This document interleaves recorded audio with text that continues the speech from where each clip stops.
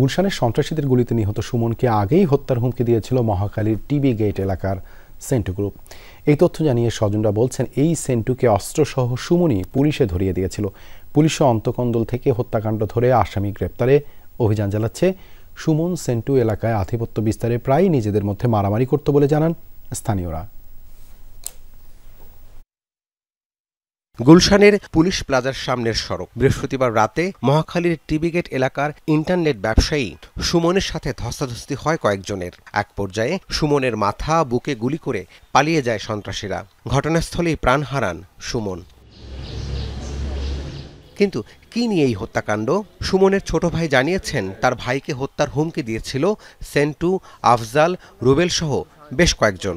সেন্টু গ্রুপের চাঁদাবাজি সহ বিভিন্ন অপকর্মে সুমন বাধা দিতেন, এমন দাবি ভাইয়ের। শত্রু আছে আমাদের এলাকায়, কিছু লোক আছে, জামাল নাম, সেন্টু,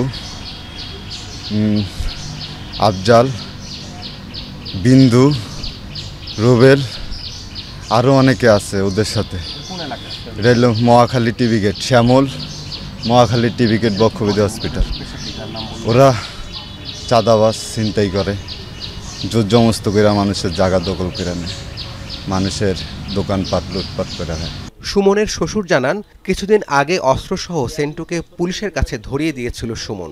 তার মেয়ে জামাই বিএনপির রাজনীতির সাথে জড়িত বলেও জানান তিনি। কিছুদিন আগে একটা কাজ করছে, ওই যে একটা সন্ত্রাসরে ধরাই দিছে অস্ত্রসহ।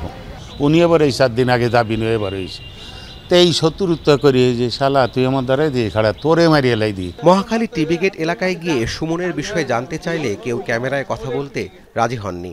সুমনের বন্ধুরাও হত্যাকাণ্ড নিয়ে কথা বলতে চান না।